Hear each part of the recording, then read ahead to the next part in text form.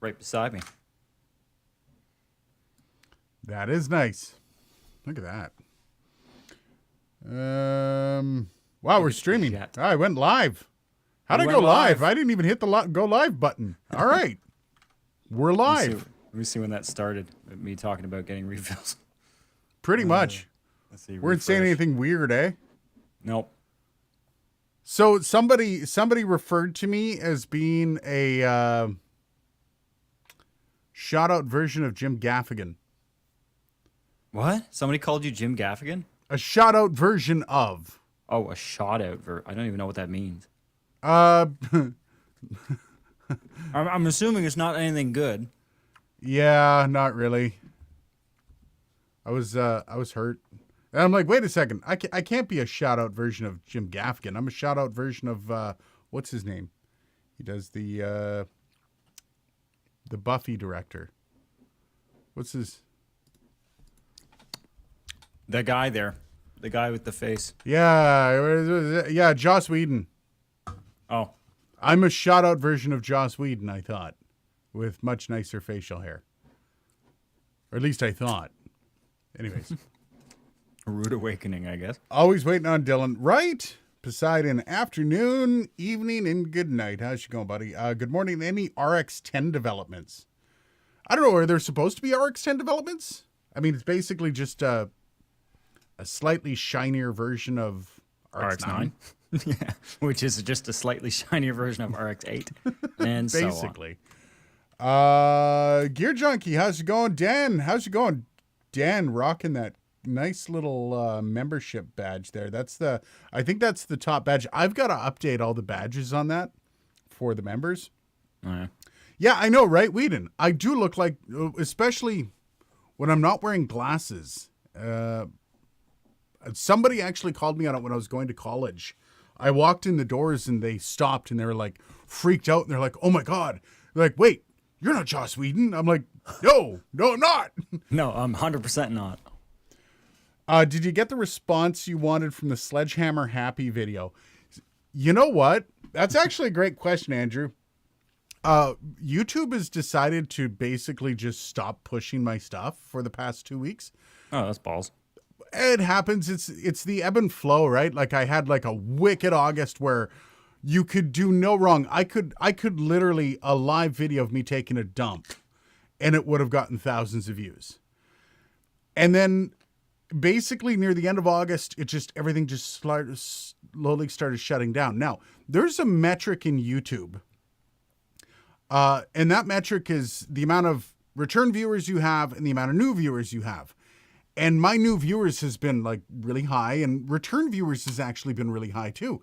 But the last video, the Sledgehammer video, literally 20 new viewers on that video over the course of a week. And I'm talking like we're usually sitting in around the 7,000 new viewers in a week for the channel. So for that video to get no new viewers, only subscribers have basically seen that video. And when I first released it, I was really confused because usually the numbers start climbing a certain way. And being the video that it is, I was expecting numbers, but it didn't happen. So I'm like, is everyone getting their notifications? So I just reached out. Yeah, everyone got their notifications. However, it didn't matter because YouTube just literally sent it to the people subscribed and that's it. So we'll see in probably about 3 months that video will trend upwards. But for now, I mean, it's a guy destroying something on YouTube. That's the kind of stuff that just goes nuts, right? Yeah, that's the kind of shit that people watch. So, whatever. YouTube's being its cantankerous old self. Is the Baby Bottle SL a good mic for 400? I've never used the Baby Bottle. I have to get the Baby Bottle. I have trashed Blue a lot on this channel, though, so I don't think they're sending it to me for free. So I'll get around. I've got a few projects that I'm spending my money on right now. I've got like the Focusrite 2i2. I just got a brand new one and the original first gen series. So I'm going to be doing some stuff with that. Money's kind of being dumped here and there. I do want to do a couple interesting videos soon. But yeah, once again, it's a matter of making sure the money's there for it. And making sure I have a banger video idea before I spend the money. So it's not just like, hey, find a mic to review. It's what can we do with that mic that's going to be fun. So yes, Baby Bottle's on. Also the dynamic mic, the blue dynamic mic. I always forget the name of it. That one's on my list of purchases as well. Once again, I don't think Blue's going to be working with me anytime soon, so I've trashed them a few too many times. Dan says, not feeling so well today. My wife's firing from both ends, and I feel it's going to happen to me. Jesus, Dan. Oh, man, you should be in radio. That's theater of the mind awesome. right there. Yep. You painted That's a awesome. picture. That is gorgeous. Very vivid picture. Paul says, after using RX-10 thus far, at least the standard version, it seems like Isotope has improved Repair Assistant. Oh, nice. Once again, I'm still on 6. I'm pretty sure it's 6. I don't see, the thing about software is it doesn't really die. I mean, realistically. So unlike hardware like a phone or a laptop, I'll get a new one of those every maybe 5 or 10 years. But software, I don't get the new version unless it really has something that I'm going to use that the old version didn't have. Well, So- and I bought it almost exclusively for Multi-Click. Almost exclusively for Multi-Click. So, yeah, getting the new version wouldn't be a bad idea because I'm pretty sure they've probably upgraded the voice denoise over the years. Like, it's probably much better now. I never use voice denoise. Voice denoise is shit. No, well, it just takes out just a little bit. But the problem is when I'm reviewing a mic, I'm not using voice denoise because you want to hear the noise in the mic. And it does put a bit of a limit on the noise that the mic gives out. So, Spectral denoise all the way. yeah, I don't really need it for much of that, though, right? Because I'm doing basically the same thing week over week with the same microphones. Well, but if you do like an audiobook or something. comes in Yeah, handy. yeah, absolutely. But even then, in the environment I'm in, what am I getting rid of? Unless I'm bumping something that I need to actually specifically tear out of that audio, there's really no... You're getting rid of self noise, basically. Yeah, self-noise. But, I mean, even then, I can standard neg 60, no problem. So, I mean, and that's the standard for audiobooks is noise floor has to be under neg 60. So If you're planning on getting back into radio, as far as imaging stuff goes, you're gonna need that Yeah. spectral denoise. yeah. Your voice gets mashed. Yeah, I probably won't be doing my own production. Hint, hint. If I get into doing, you'll be paid well. Don't worry, Dylan. It's okay. Famous last words. Oh no, I would never stiff you, buddy. I would never do that. I know. Dan, you taking a dump video is probably where I'll draw the line, just so you know. Yeah, that's a membership only video right there. Yeah. Dan's all about the fecal imagery today. Apparently, yeah. I did bring up taking a dump earlier, so that's fair. I like the idea of bottle rocket with bottle caps. Nice. Stu George, you think the MXL 770 could survive a lightning strike? Wonder how long that would phantom power it for. I'm pretty sure it might overload the circuitry a touch. Just a thought. Just a touch. Just Did you watch that video? Well, you just Were you impressed by the level of damage that microphone took before it stopped working? I was. I mean, I don't have a ton of experience destroying things until they stop working. No, but but from what my hypothesis was, yeah. I mean, it lasted longer. I thought it was going to be dead after the 5-foot drop. Like I thought a 5-foot drop would kill it 100%.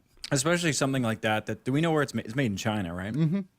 Yeah. One thing I've noticed about a lot of Chinese products, especially like budget products, the soldering. The soldering is horrible. Yeah. Like those joints will come undone. Really. In fact, once I had a piece of solder pop right out of a turret hole on a board. It just popped. The whole solder thing just popped. I'm like, what was this stuck to? Did you try to solder onto oil? Like Solder to glue. right. I think, and that's the thing, like when I was setting this video up, I wanted to go with something that was relatively rugged, but I didn't want to go like an NT2A would have survived 99% of what I threw at it, right? But I wanted something that was going to be rugged, but that also might be representative of what more people might be using. And that's why the MXL 770 came to mind. It's not necessarily the best starter mic, but it's a mic that a lot of people own. Yeah. And it's up there with a lot of those mics in that price range. The AKG, the P120 was a little too tanky. Like, that thing's beast. I could have hit that with a sledgehammer and probably nothing would have happened. Because the body is like thick metal. Like, I don't even know if it would have dented it much. So, yeah, it's fair. Do you want to address the fact that you're sitting in your dining room or not? There's not much to say. I'm moving. The studio is completely torn down. Like everything in the studio, with the exception of the tower and a few. I mean, I've got a wheel rack sitting next to me, so I guess you're here October 1st, or? I'm actually there. October 1st at like 2 a.m. I'll probably be rolling in. Wow. Yep, I'm leaving here in like the afternoon of the 30th. Wow. The afternoon of Truth and Reconciliation Day. Yeah. You got a place yet? You set up, or you? Yeah. I mean, yeah. As of today, yeah, I got a place. There's nothing in it, but but you've secured a place, is what I'm getting at. Oh yeah, and I've the keys are in my possession and everything, so we're all good there. I do have some fun ideas when you're living in town here. Trust me. I think, even some of the stuff you and I've talked about. So getting that first gen Scarlet in because I want to do a couple of the first is obviously first gen versus third gen, couple of concepts floating around, but I kind of want to do a song with the Scarlet. It's not bad, man. Let's destroy the shit out of a mic and then record a song with it. Well, if you want, I'll send you the MXL 770. I kind of want to. Well, don't send it to me. You could just drive it over. Yeah, we could probably do something punk, like something punky, little bit of punky action. A little bit of noise ain't gonna really hurt it too much, a little bit of Sex Pistols-esque. What should I do, smoky or spicy? For drinking at this moment. Drinking? Oh, smoky. Smoky. Andrew, maybe you could do either a Big Mac Index video for the Shure SM7B mic price around the world, or Bacon Index video for the Shure Blue Yeti. Bacon Index? Big Mac Index?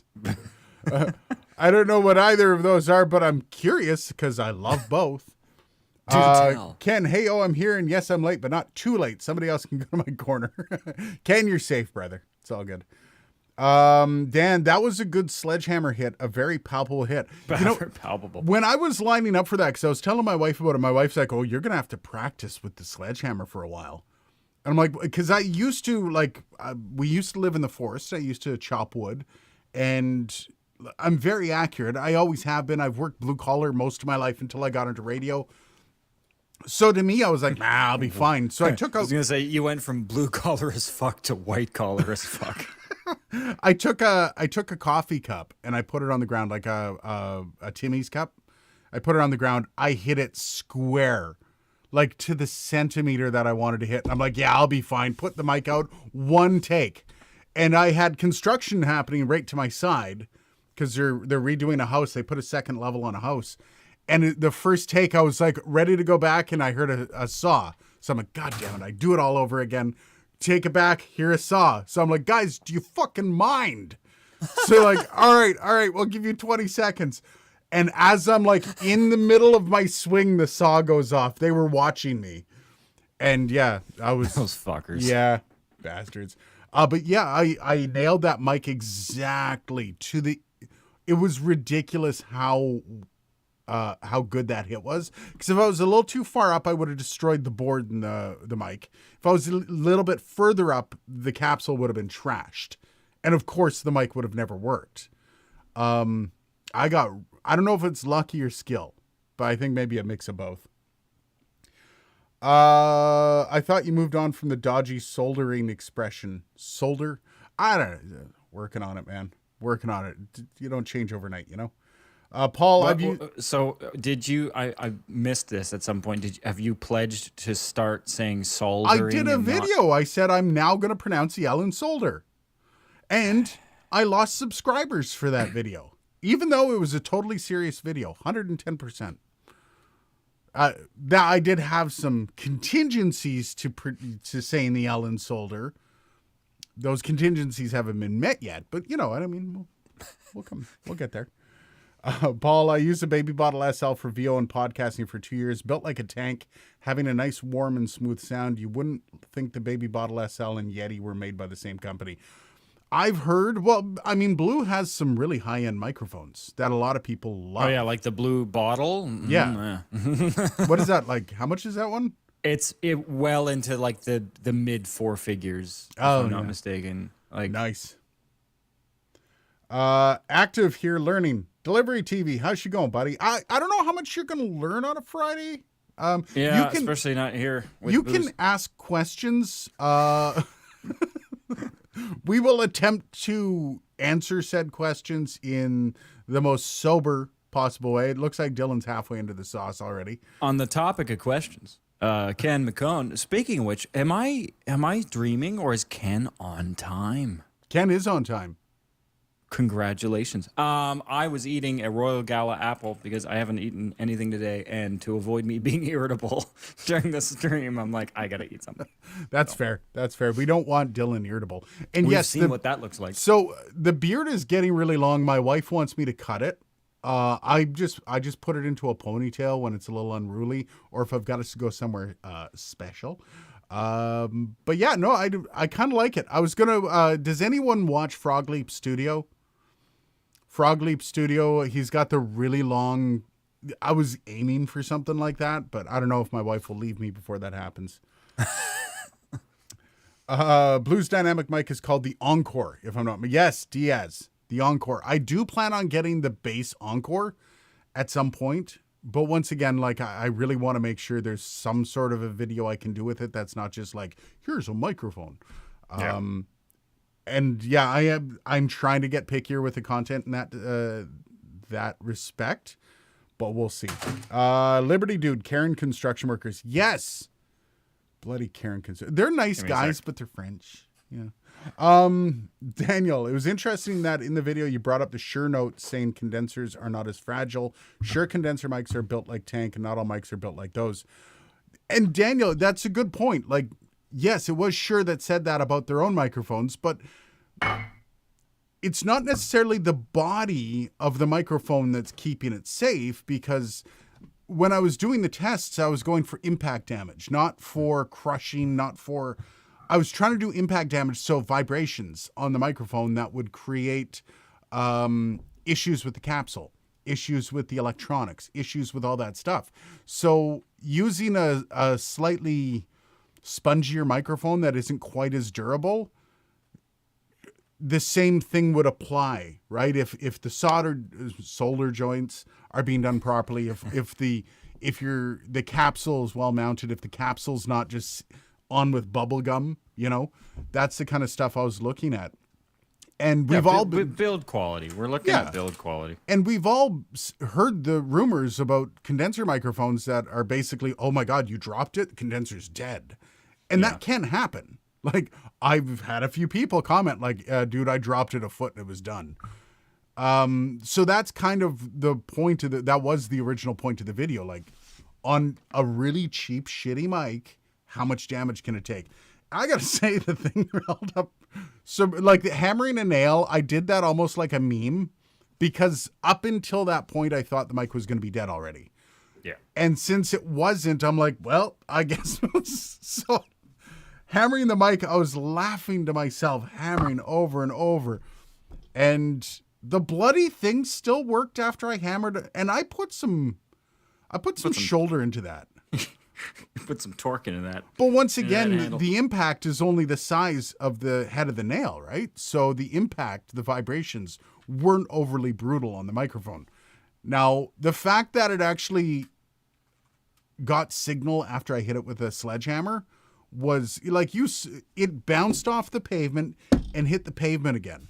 Like I bounced the bloody mic with the sledgehammer. So, and like I said, the self noise on the mic took a bit of a hit. No kidding.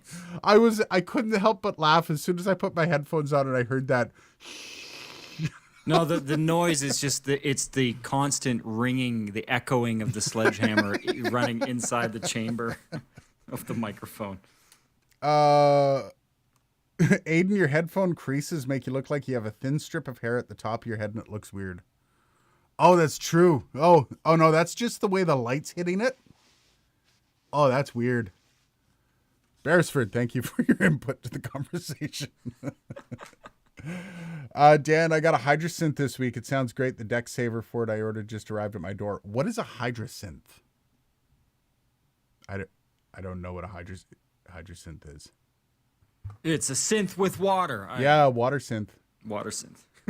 Paul, Aiden, No you idea. mentioned going from blue collar work and transitioning into radio. What's your story? How'd you do it? Okay, so I done used to be a truck driver.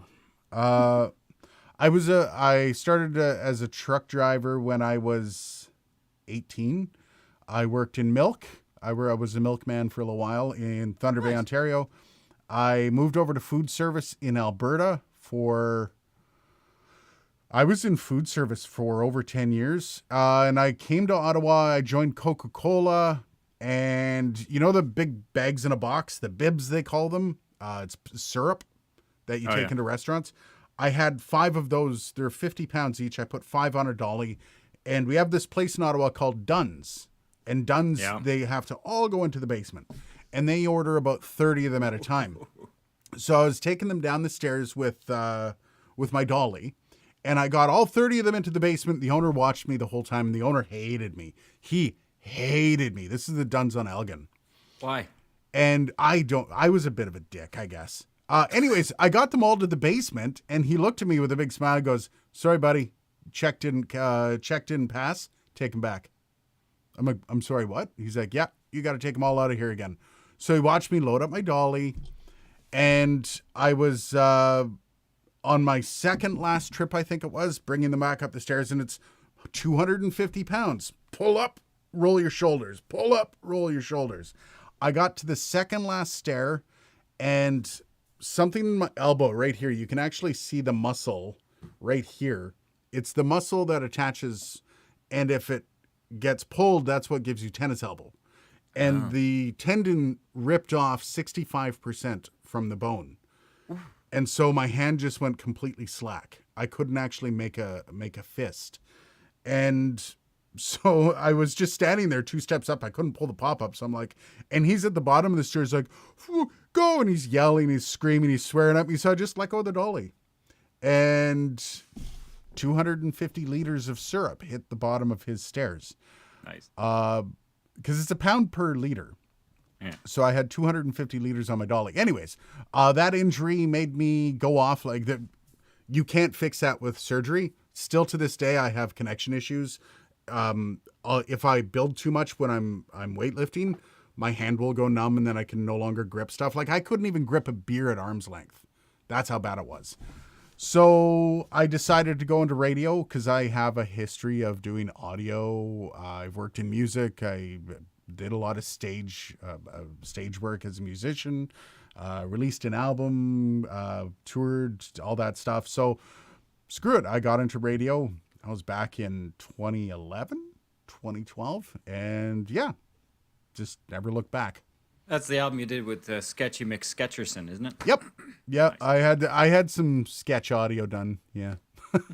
Some pretty rough stuff. That's it was a fun road. Going back to school, that's actually where I met Dylan, was in broadcasting school at Algonquin, and I don't know, it's just been kind of a slow process as content creator, right? Is learning how to develop and create content that people want to watch. And as you can tell by my channel, I'm still learning. I've gone from being a truck driver to crushing a condenser in my driveway. So, Aiden just said solder. Ken, damn it. Expensive versus cheap XLR cables. Can you tow some without damaging it? What's the limit? Ooh. How much damage can an XLR take? Last time, wasn't that what I told you? I said take the mic, strap it to like a trailer hitch and drag it down the road for a mile. See, I have plans here, and here's the thing. I have plans to do similar with an SM58. The problem with the SM58 is I can probably hit it with the sledgehammer and it won't even flinch. Like there's a good chance, especially the body on that. The walls of that. It's like a 1/4 inch solid steel. Like it's probably not even going to dent. So I have to be a little more creative with the SM58 on things I'll do to try to kill it, because the end goal is making it fail. Well, So I wanna do SM58 versus hydraulic press. I actually wanna do that have one. I have a buddy who owns a garage just around the corner from me. So I'm actually going to check with him to see if he'll let me crush a microphone on a hydraulic press. That'd be pretty awesome. That is Then do it with a 58. Do it with a 58 if you can get a hold of one. well, because I have a feeling that like I'm going to get frustrated because nothing's going to work. Like nothing's going to destroy. No, if you put a hydraulic press on that sucker, But that's the it's thing. gonna That would be flat. the end goal. Like you put Yeah. it in the hydraulic press and then you try it out and obviously it doesn't work. Yeah, well, you should do a series on your channel just called Until It Dies, where you Until just it dies. until it dies, and then you just destroy. I got a lot of flack, by the way, No for kidding. killing a microphone because a lot of people think and it it's was wasteful. a shitty microphone too. Well, it wasn't cheap. Like It was imagine still if $150. Imagine if you'd done that with like a U87 or something. I said this: if someone wants to, like, if I get enough members, I will. I will Nice. I will destroy any microphone if I can purchase that mic through memberships. I'm perfectly happy doing that. Because it does answer some questions. Like with the Rode NT2A, how durable is it? I'm pretty sure it's super freaking durable. Like how durable is the grill, right? Like you can test that. I could test that. But I'm not going to go drop the money on an NT2A just to find out. And I'm not going to do it to mine. That's always the weak link on the 58 is like, I think every, other than mine, every 58 that I've ever seen that is owned by somebody has some dent in the grill. It's just a part of having a 58. And it doesn't really impact the sound at all. The body's usually flawless, but the grill almost always, and that's why you need to beat the hell out of it to dent that grill, dude. Like that grill is no joke. You need to pretty much drop it on its head, like from a height, on a hard, like from a mic stand to the floor, which happens. I think the best way that it happens is people swinging the mic around. Who does that? What musician does that? Where there's lots of bands that do that shit. I saw one Steven last Tyler. Friday. Steven Tyler. Oh yeah, Aerosmith. Yeah, he beats the shit out of his stuff. Well, I just saw a thing the other day that was talking about. It was Dave Rat, and he was talking about how, I forget what band it was. It might have been the Red Hot Chili Peppers, but they go through like 2 SM58s a night just because the amount of spit and the amount of just like going into the mic, and it just gets covered, just caked in Who shit. spits on a mic? These guys. These Um, guys. Apparently, Chester Bennington was known for that too. God rest. Ken says, Paul asked, what's my story? How did I do it? Ken says, Paul, golden voice and very pliable lips. Pliable. My lips are That's a good word. extremely soft. Pliable lips. I destroy an expensive microphone, $4,000, not clickbait. Exactly. Not clickbait. But for science. For science. For entertainment. Let's not lie. For entertainment. Well, no, I mean, so the final swing of the sledgehammer, albeit ridiculous, still answers the question because the mic wasn't destroyed yet. How many more things could I do to it? Like how? You put in a hydraulic press. Well, no, but I mean that would be the next step if it survived the sledgehammer, right? Yeah. So, truck drivers unite. Yeah. You know what? I kind of miss the old life. I don't miss 12-hour days. In order to make decent money as a truck driver, I had to work 12 to 13-hour days as a morning show host. And sometimes I find myself bitching about the job like, stupid, got to prep all day. And then I realize I make more money now as a morning show host than I did as a truck driver. Well, I have a lot of blue collar friends, and I have nothing against blue collar workers. No.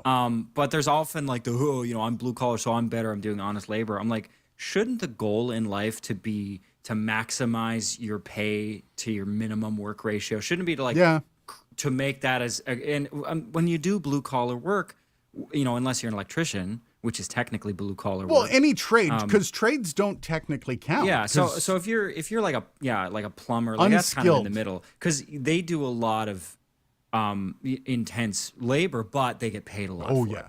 it. And that's the thing. Like, if you were a truck driver, and truck driving has absolutely gotten completely cut off at the knees. 25, 30 years ago, you could make a really good living as a truck driver, and you're fine. You could own a house. You could do all the things. Now it's you don't get shit. The only way I'd made decent money was as an owner-operator in food service, working. So this was my schedule when I did this. I had a 30-hour day that I would work driving up to the Northwest Territories. You know, ice road truckers. I did that.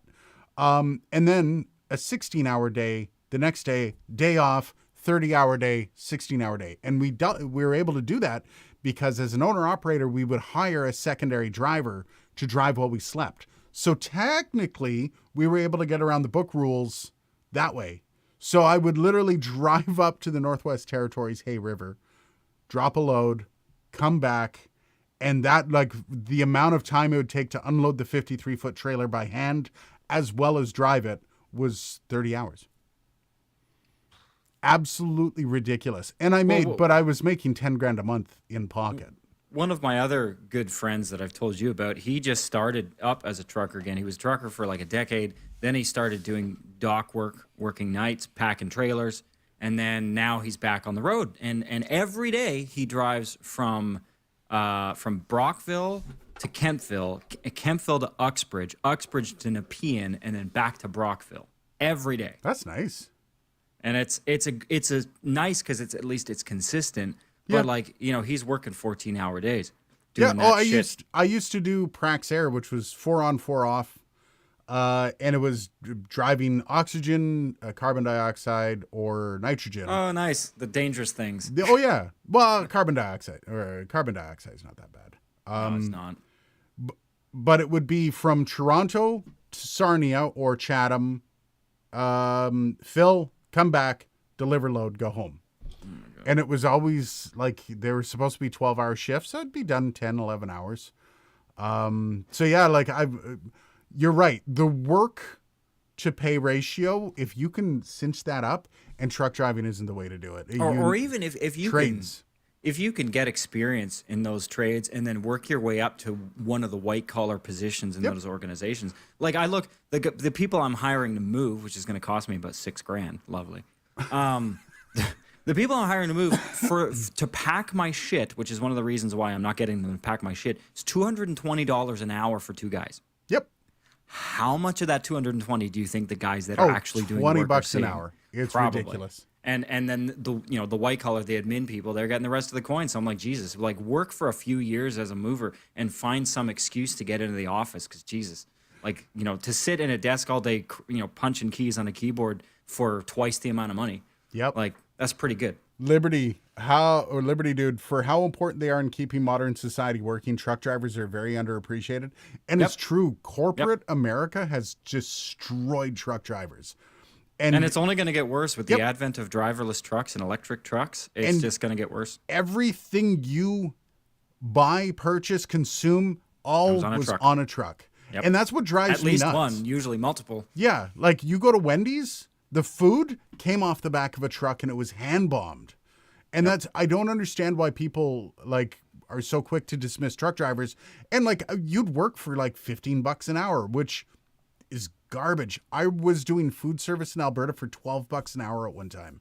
$12 an hour, and it was like all manual labor. 30,000 pounds a day by hand. Mm-hmm. That's the best way to put it. 30,000 pounds a day by hand. It's garbage. Liberty Dude, so I'm hearing to save microphones, memberships need to go down. Yeah, I guess if you want to save microphones, I'm not going to be destroying microphones. I'm nowhere near the level of memberships that I would be at. I'm barely able to purchase a little bit of equipment here and there with the memberships I do have. So I think your microphones will be safe for a little while. Well, and I mean, it's not totally wasted. Like you're probably going to bring that MXL to a, electronics recycler. Yeah. And do it properly. So it's not like it's completely wasted. Yeah. Well, for anyone that wanted a microphone, although I saved you from owning a crappy one. Oh, yes, because there's such a shortage of microphones in warehouses. What a shortage. Dan says, I love Dave Rat. I think you introduced me to him, Dylan. Thanks. Who's Dave Rat? Yeah, no problem. He's a professional, but he's in the audio space. Very smart dude. I've done a lot of the stuff that Dave's done, and that guy still teaches me shit every time I watch one of his videos. Nice. Like he's very non-pretentious too. I He's have to get on definitely that. yeah. Look him up. He's definitely not a presenter type. You can sort of tell he's very awkward, but he also knows his shit. Yeah, Probably more than anybody else on YouTube. You don't need to be a presenter to be. No, well that's it. Like I watch the guy's stuff, and I don't care, what his format is. So the rule with content. So yeah, okay. I am going to check his stuff out. The rule of content, as like somebody who's kind of a content snob, and I don't mean that like. I teach how to create content. I teach at a college level how to create content, and the rule is you either have to entertain or you have to inform. If you can do both. Yeah, entertain or educate. Yeah. If you can do both, you will always succeed. If you can do one or the other, it depends on what you're educating or what you're entertaining. But if you can do both, holy crap. And that's why people become so big on YouTube doing what will happen when I do this? What will happen when I do this? There's so much behind that because you're both entertaining and you're answering a question. So you're informing. Yeah. And education doesn't have to be, this is how you pull a microphone apart. It doesn't have to be that. It could be, can you travel across the U.S. on a penny? And that's the kind of stuff that people absolutely love because it not only entertains them, but it educates them as well. So, well, the point is whether it's entertainment or whether it's educational content, is it interesting? Yep. But it always boils down to, is it interesting? And that's the thing. If you're educating people, it will be interesting to the people that it's educating. Yep. If you're entertaining, it will be interesting to the people that it entertains, right? 100%. So that's the only thing you got to do. If you can marry those up, you will always win. Well, and I think also subsequent to that, making sure that whatever you're entertaining on or educating on is something that's being demanded, like is knowledge that people are actively looking for. That's important too. So there's some market research that you have to do, in a very rudimentary sense. Yep. It's a fascinating look. If anyone's ever interested, I actually got approached by somebody this weekend. It's called Beyond Powerful Radio. It's Oh, the book people. Yeah. The Bible. It is the Bible for content creators. Yep. If you are a podcaster, if you're a YouTuber, if you are a broadcaster, any of these, you need this book. This book teaches you how to create content that people want to consume. And it's, once you read it, at first you look at it like, well, that's stupid. That's obvious. And then you look at content through that lens of that book. And you're like, oh, yeah, it's a eureka moment. You can get the book for free as an audiobook. And if anyone here's a content creator and you guys are like, don't pay money. This isn't like a call to Jesus and $16.99 and you're set. You can get the fucking book for free. I know I'm friends with the author and she's amazing and a little weird, but I can guarantee you she's one of the most inspiring people that I've ever worked with, and she knows her shit. So yeah, Valerie Geller, Dan knows it. Valerie Geller is an absolute gem. The only reason I know her is because I teach at Algonquin College, and her book is source for the class I do. And because of that, if your book is source for a class, she will actually come on and be a guest host for your class. And I've spoken to her probably 4 or 5 times. We've become friends over the last couple of years.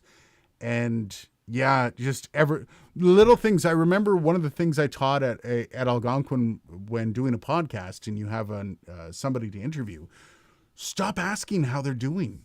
The first thing out of your mouth when you're doing an interview shouldn't be, hey, how's it going? Because nobody cares.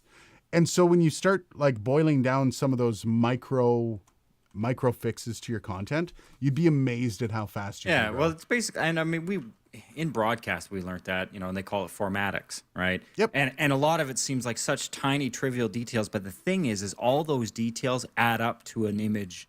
Yep. And if you do it right, it's a good image. If you do it wrong, it's a bad image. And people can't always pinpoint why it's a bad image, but you'll rub people the wrong way. Yeah, and people don't even know why they don't like it. Like little things. Like, we learned a good example is, when you're talking to somebody in a podcast or on the radio, don't refer to them as multiple people. Yeah, as a group. Hey guys. Yeah, refer to them as. I mean, here it's different because we know there's multiple people here. Well, no, a but big we're addressing group. people directly. It's Yes. different. But like when you jump on, you're like, hey guys. But then when it's a sort of a a fourth wall kind of scenario where you're producing a piece of content, you want to try it increase the intimacy Yes. of your Because delivery people respond to that thinking that you're talking directly to them. directly to them. Yeah.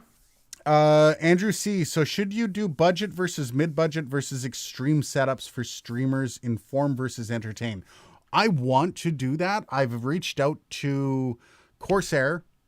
This is funny too. I actually reached out Corsair, the Ethos mic. That's who does Ethos.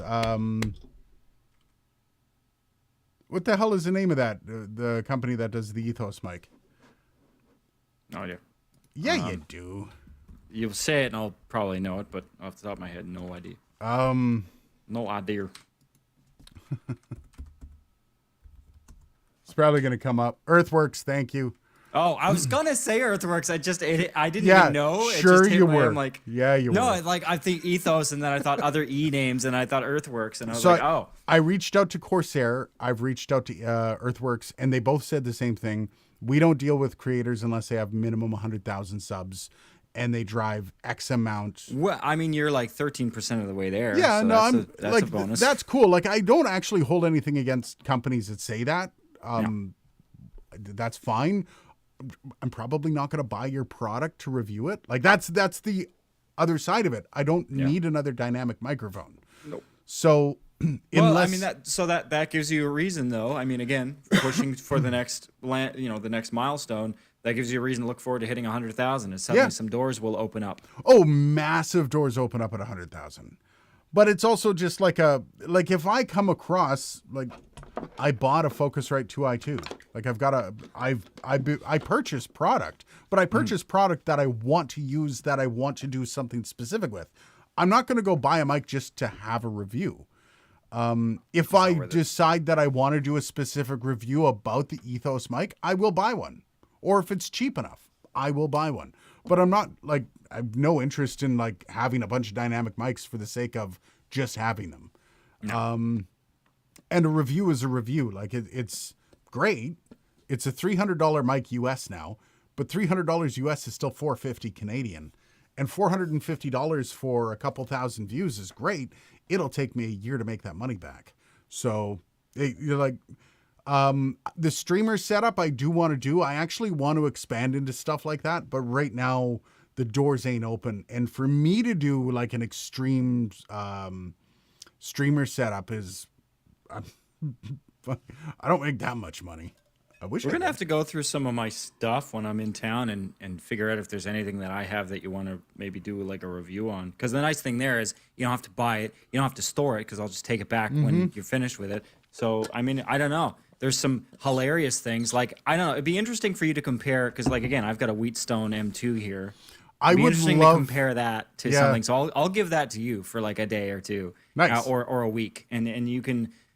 Again, I don't think Wheatstone is such a niche brand in the industry that people that are doing podcasts and stuff, obviously, barely anybody's even heard of the company broadcast is- outside of right outside of radio. But it'd still be interesting to compare that to the Rodecaster Pro, compare the processing. Yeah. And how and they, Well, and also looking at this is what the Rodecaster Pro is emulating. That's what if nobody knows, that's what the Rodecaster Pro is shooting for, is kind of the Wheatstone effect. Even from the aesthetic of the Rodecaster Pro 2 versus the Wheatstone, you really see a lot of that aesthetic kind of leaking in. And they obviously they work on blade systems. Do you have a blade for that? Yes, yeah, Yeah. It's an M2. It's a dual mic processor digital blade. Yeah. All IP controlled, of course. Yeah. And ridiculous. I would literally need you to come and help me set that up. Well, see, the nice thing about it is you plug it in and it works. Now, if you want to edit the processing that's on it or modify a preset, that's different. Then you obviously have to plug an Ethernet cable. You have to install the tool, blah, blah, blah. But the thing is, right now, for anyone who's curious, I'm going through. I'm not going through my usual hardware. I'm going through an MBox 2 which is ancient. Yeah. And the Wheatstone, the M2 is plugged into that. So the sound that you're getting right now is the same processing that I normally would have on the stream. It's just going through the inbox instead That of my MBox SSL. 2 is 2011, isn't it? Or 2010? Older. It's You're talking, older, right? we're talking like 2004. Like, Wow. How much was that MBox 2 back then? well, back then it was coupled with Pro Tools, so it's hard to tell. That was with Pro Tools 6. So the two of them together, maybe $700. Yeah. Damn. Oh, so Dan asked, did you know Melissa Wilson? Long shot, but she was my teacher and she's good friends with Ms. Geller. No, I'm not that tight in her circle. We don't have coffee. It'd be fun, actually. I'd have coffee with Geller. Drove OTR for 15 years and 7 as a yard spotter. Damn. Nice. Liberty dude. Putting in the work. The work. Andrew, then how about do streaming on a low budget without buying big name gear? As we just finished talking about Wheatstone. Well, no, but I mean, they're two. The hard part I have with that, Andrew, is like to stream on low budget would be an USB mic. Like, I mean, unless you're talking about streaming low budget computer, low budget, like if you're talking about getting into that. Well, let's talk about ecosphere. like what is low budget? Is low budget 500 or less to get off the ground, or is low budget like $100? Yeah, and what or less? does that include? Is that just the microphone? Like, is that a streamer setup? I'm assuming he's talking turnkey.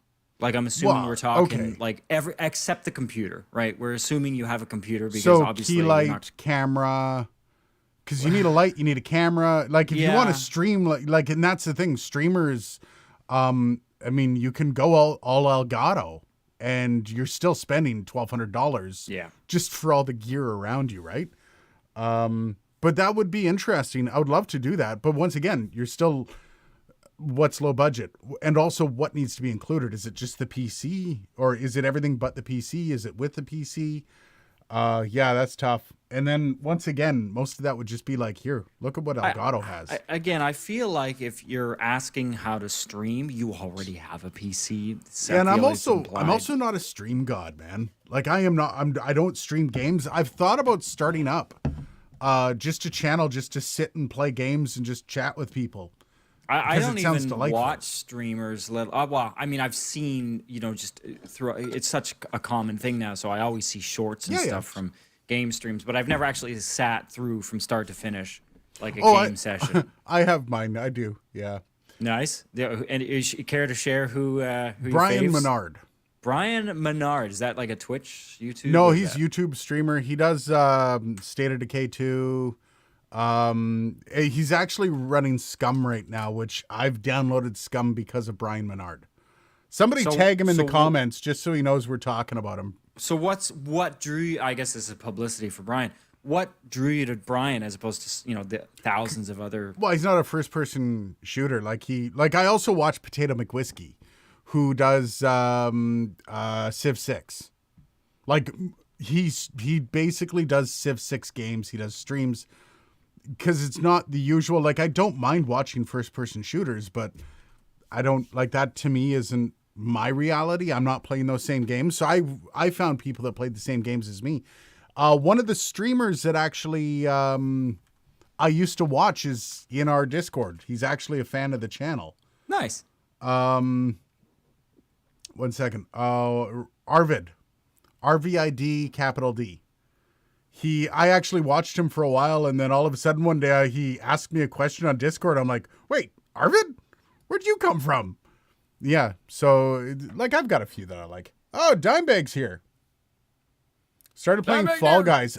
Fall Guys, I never got around to playing Fall Guys. I wanted to, but so I got to catch up here. Better than my MBox 1. Oh, Yeah. the Ethos is a condenser. And that's the thing. Like, I thought the Ethos was a dynamic for some reason. Anyways, it would not be surprised if you had one that would become your permanent daily driver. Probably not. But once again, I don't need another microphone to do a morning show with, right? Like I don't need another. So unless I have something, how about I put it this way? I have no shortage of great mics. I've got a ton of mics. I now possess more shotgun mics than I had last year. Like it's ridiculous the amount of stuff I have. So for me to go out and get another microphone for the sake of having the microphone is one thing. Will it have a return on investment for me in a video? That requires a video concept more so than just this is the Ethos microphone. You should buy it. Because one of the last videos I did like that was the Minifuse 2. And here's the problem. The Minifuse 2's already let me down. I actually plan a second video on that bastard because it basically died within 6 months of me owning it. So telling a story with the content is what I kind of want to do. I don't just want to be like, this microphone is good, right? Like, yeah. I do have sponsors coming in that want to sponsor content. So they want a mic review. Like they'll say, oh, here, we'll buy some ad time. You can play the sponsored spot during a mic comparison. But then even like this microphone, the SE2200, I didn't just want to be like, this is the SE2200. This is what it sounds like. There you go. Because that content already exists. What I want to do is this the best mid-range microphone for a voiceover career? I think it is. Like, this thing is fantastic. So that's the angle that I took on that video. So for me to go get an Ethos, well, what's the concept behind the video? Is it going to have a return on investment? Because right now, if it's my daily driver, is it going to make me sound better on the morning show? Probably not. Will I enjoy it? Yeah, I'll enjoy it, but it's not going to blow my mind more than anything else, right? I don't think there's a microphone, like, even if somebody was like, hey man, do you want a U89? Sure. I'll use it. Until I'm back into doing a lot more music production, doesn't really do me any good. That would be a fun one, doing a song with an Ethos. Yeah. Those are well-known music production. The more I think about it, like as you're talking about some of that stuff, I'm sitting here and I'm thinking, like I'm really excited to get back into town and to start working on some shit in person. Right. Like that's going to be awesome. It's good. It's literally going to invigorate a lot of things. And this is one of the reasons why I'm trying to be picky with content, is because I know there's a ton of stuff that I want to do. There are some barriers to doing some of that. One is time, but the other one is money.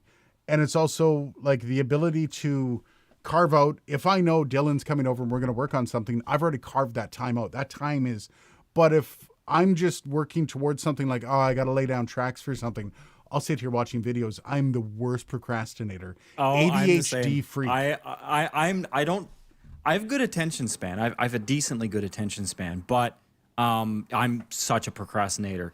I read something, and it's probably wishful thinking, but they said that people that are usually more intelligent are more procrastinator-y than people who are less intelligent, which I have a hard time believing. But there's a lot of things like that have come out. I'm like, I don't know if this is just other procrastinators trying to make their fellow procrastinators feel better. I get the ADHD thing where I'll literally, like, even editing a video, I'll sit down and I'll be like, okay, so let's get this going. And I'll do my first sweep, and then I'm like, I'll literally get up without realizing it, walk upstairs and go, why did I come up here? Why did I come up here? It's because my brain needs a reset. So I'll go back down and I'll continue. Then I'll just literally get up and walk upstairs. What the hell?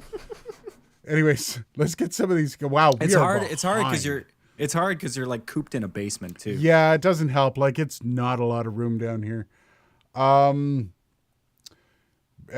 I'm not that deep financial. Okay, so this has been to some other. Final question: is the AT2035 and UMC22 good budget audio setup for streaming? Asking for a friend. Yeah, the UMC22 is fine, is if you couple it with something like the AT2035. Because it's a condenser. The UMC22 doesn't have a ton of gain, so it's better paired with a condenser than it is with a dynamic. You'll get a little bit extra noise on the UMC22 with a dynamic if you're having to push it hard. So that's actually a really good setup. You don't even have to go. What's the price on the AT2035? It's not much. No? So yeah, that'd be a great setup. I'm looking Canon looks EOS like you can get R10. it for about $220. 220, yeah, that's decent. And that's Canadian. Yeah, so is that $5 American? Right. Canon EOS R10 camera with an Elgato cam link, Scarlett 2i2, and either a that- Sterling pencil mic or a Rode NT1. I don't know that that's as cheap as humanly possible. Yeah, that's but- not the cheapest. That is a very expensive link. Just the Elgato Cam Link. I own one. That's what I'm Well, going and through let's here. not forget the camera. Yeah, fair. I haven't looked at what the R10. I didn't even know there was an R10. Last I heard, it was an R6. So it's yeah. Come I'm up a getting couple behind. levels. Lots Let me of look that videos. camera up. Lots of videos talk about hearing things in kilohertz range. How do you train your ears to figure this out? Is it a BS to a point? No, it's actually not, Andrew C. Being able to hear frequencies depends on a few things. The source has to be good. So if you're listening through YouTube, it can be tough to really pick out all of the frequency ranges. Number Especially two is higher end. yeah. Number two would be the thing that you're listening through. So like the DT770 Pros, probably the most transparent headphones I've ever used and capable of, I can hear the frequencies specifically with these headphones. So when you get a cheaper set of headphones, the frequencies all kind of a mud puddle. But when you're in something like this, you can actually see the different layers of the mud puddle, if you will. So it's, and then the other thing is time. It's the same thing with like wine or beer or coffee. Being able to taste different notes in drinks and foods comes with time. So if you drink wine long enough, you'll all of a sudden realize, oh, I can taste the cask that this was aged in. Or with beer, I can taste the citrusy notes or the chocolatey notes in the stout.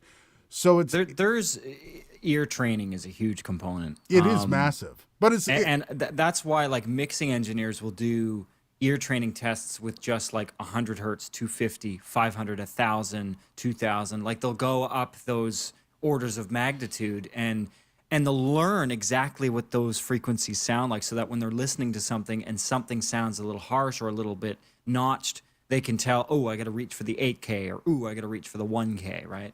Yeah. And that's the thing. That's where like that's well beyond my practice even.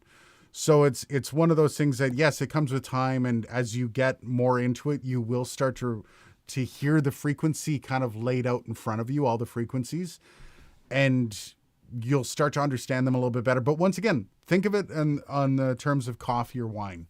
Like I'll get a cup of coffee. I'm like, oh, wow, very chocolatey notes. My wife's like, it just tastes like coffee. That's basically like... But that applies to anything. Like even if you're, I don't know, you work in the septic business, you know, and your job is to pump and you can septic smell tanks. corn. And but you can like that's not the example I was going to go Jesus. for, but that works. But no, like when you're pumping a tank, you know when something feels off after you've done it for so long. When you're like, this is not, something is clogged or something, you know. Well, it's like driving, you know, right? Any Like, skill. Yeah, any skill takes that. Goes. Yep. So yes, it's not BS to a point. In fact, there's a lot of nuances that are even well beyond me. Like I am by no means like the connoisseur of frequencies. Dylan is a billion times better than me. And I'm still not perfect. I'm still always picking up. I'm like, oh, I know what that sounds like now. Like it's constant. Like it's a constant growth process. Anyways, I could go on for a while. Stu, I wrote a chunk of Scum VM, the old Sierra AGI game stuff. Scum VM. Yeah, I think I remember that. Dimebag Dogs. I've started playing Fall Guys. I said that new season of Fall Guys just started. I think I might get around to stuff like that. I don't know. We'll see. I think the UMC 22 gets too much crap. It's okay. Yeah, for the price for a UMC 22, I mean, it's fine. Especially if you're just gaming. If you're just streaming, you don't need a crystal clear setup, man. Like you're literally pumping out audio at a crap MP3 level. Like I think is 96 kilohertz is your voice going out at. It's not great. Like you're not getting a great sound on your mic, and then most people are yelling into a microphone they didn't properly gain stage, so you're perfectly fine. Parody video on microphone addiction. Oh boy, I actually was considering that today, doing those walking down the beach and like Oh yeah. Yeah. Talking about drugs you can get for gas. I was considering doing that today. Dimebag, your station's engineering department lets you choose your on-air mic? If you're on the level. Yes. If you're on the level, one thing is engineers and hopefully there's no broadcast engineers watching this right now. Sean might be. Broadcast engineers, they pick favorites. 100%. Oh, yes. Be 100%. nice to your engineer. Oh my God. Well, be nice to your engineers and prove that you're not an idiot. Yeah. I think that's Jesus, the shit I've gotten away with. The shit I've gotten away with because I used to work in broadcast engineering. I used to work for the Eastern Canada Director of Engineering, and then people find out that, and then they talk to me. They get a sense that I know wide orbit, I know Wheatstone, I know all this. I'm on the level, and then suddenly they're like, "Hey, you need anything installed on your corporate laptop? Just let us know. Yeah, we'll log right in there." And I literally had that today. I installed a bunch of Waves plugins on my own account on my corporate laptop. Nice. Because the engineers were like on the. I was like, "Yeah, perfect." Yeah. I also work from home, so it helps. But yeah, if I walked in like Sean Kelly, who is the engineer for Bell here in Ottawa and basically Eastern Canada. If I was working there and I walked in and said, Sean, I want to use this microphone, he'd be like, okay, let's set her up. Like, because Sean he watches the channel, like he's a friend, right? Well, and I think that you should be good to people in those lines of work, regardless if there's anything in it for you, because their job sucks. Well, it's not just their job sucks. It's so when shit hits the fan, there's two people in a business that catch the most. The first one is the person sitting at the front desk. You should always be gentle and kind to the frontline people. Always. Yeah. And the second person is the person that catches the load of crap at the bottom of the hill when something goes wrong. The infrastructure people, basically. Yes. Those are the people. Now, the reasons to be nice to them isn't because they'll give you stuff. You're nice to them because they will make your life either good or bad. Yeah. So an engineer at a radio station, if he doesn't like you, you call him at 6 in the morning. I know. Our engineers, my boss and the engineers don't get along. So my boss comes to me to get me to ask them to do stuff because he knows that if I tell them, they'll do it. If he tells them, they'll give him the runaround. If I call my engineer at 5:30 in the morning and he doesn't like me, my problem's getting fixed at 7:30. If I call my engineer at 5:30 in the morning and he does like me, 5:31, he's right up, and he's literally on it. Yeah. And that is. They're also. I mean, once you get past the quirky exterior, they're all good people, but they are all real quirky, real quirky. Well, it's a high stress job, and there's a lot of responsibility. Like, you have to be a special type of human to do that work. I've done that work. I couldn't see myself doing it full time ever again. No. But it can be very stressful if you don't have a way of managing it. And I think a lot of these guys are again, it's kind of like tower climbers. There's another weird group of people that are quirky as hell. But again, you got to be a special brand of fucked in the head to do that without having any kind of issues with it. Right. Okay, do you ever see that old picture, Lunch on a Skyscraper or whatever? Yeah. From like the 30s? That's an example. Who the hell can do that? Right? I'm going to skip ahead a bit because there's people talking. We got sidetracked, I know. Bangs asked, was I summoned? I don't know, man. Nobody actually drew a pentagram on the floor, so I don't know. Bangs says Elgato EPOS cam allows wiring the iPhone to a computer as well as proprietary Wi-Fi or an NDI connection. Cool. I haven't gotten too much into Elgato stuff because I don't need it. But yeah, they're doing some cool shit over there. Some of the cameras that the smart cams and stuff like that are really awesome. Plus iOS 16 has Wi-Fi cam connection for some sort of built-in. That's so cool. Where was it? Oh, Andrew C. Video topic idea. How good is Discord audio? Free and pro quality. How good is Zoom, Teams, Skype? Clean feed. Yeah. Clean feed. Better than all of the aforementioned services. Not a lot of people care, though, do they? I don't think so. I mean, we are using Clean feed because this is an audio channel. And we care. It would be stupid. Yeah. Yes, when we care. But yeah, most people don't like if as long as I can understand what you're saying and it doesn't sound like a 96 kilobit MP3 file, I'm fine. Yeah. I don't care. It would be interesting to look at to see like how decent it is, but I mean, it would also require testing the audio that comes through and testing equipment. And you know what? Who would be a good person to do that is what's his Julian name? Krause? Julian Krause. Yeah. Julian Krause would be awesome for that. He's got the equipment, he's got the know-how, he's got the ears. Well, and he's got the testing methodology down pat. I mean, this is what he does. Yeah, I would watch that by Julian Krause. I haven't seen much of his stuff popping up on my feed. I'm gonna have to kind of dive down that rabbit hole. Yeah, go into his channel, see what's up. YouTube's being weird. Discord with Craig can be spectacular. See the website craig.chat. Okay, Craig. I feel like I've seen Craig. I was trying to look for it. Yeah, yeah. Rick on Mike, have you tried the Bear Dynamic DT700 Pro? No. DT770, 1770 Pro X. How do they compare to the 770s? I have not gone deep on Bear Dynamic because I'm not rich, and the amount of money I'd be spending on headphones. I'm also running into the same problem with headphones. I have a lot of them, and I don't know what to do with them all. So I will eventually. Headphone videos just started to pop off for me too. Maybe I should start to invest in a couple.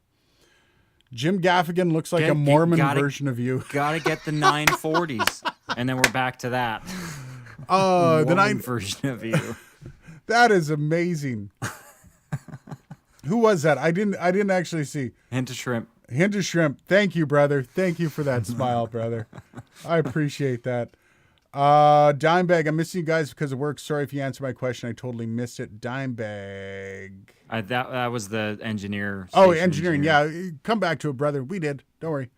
Jose, do Teams, Zoom, Discord do any processing on our mics? Oh, absolutely. Yes. Most of them do. To get uncompressed audio, you need to go to, Clean Feed is the one, like we said. Or paid services like IPDTL and things like that. But it doesn't really matter for most people that are doing it. So the big people that really care about uncompressed and unaltered audio are voiceover artists, stuff like that. If you're streaming and there's a bit of compression on your voice, whatever, does it matter that much? Now, there is one problem when you're like, we actually have a slight sync problem for us. Like you're usually desync. I think my audio is usually behind the video. Yeah, I think you've got about 20. No, I think you're on. Let's see. People watching say whether the audio is it ahead or behind. It's about 100 milliseconds. Jesus. Yeah. That's not subtle.